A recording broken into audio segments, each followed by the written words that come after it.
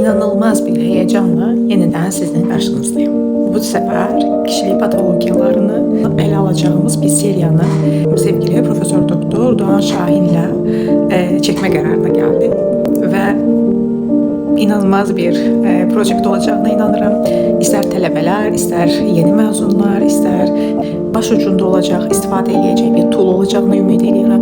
Herkes bu seriyanı bitirdiğinde kişilik patologiyalarını anlayabileceği bir seviyede olar. Başlanğıc üçün B klasterından başlamağı planladık. Burada borderline narsizm, antisosial kişiliği ve eyni zamanda histrionik kişiliklerle başlayıp B klasterından devam etmeyi planlayırıq.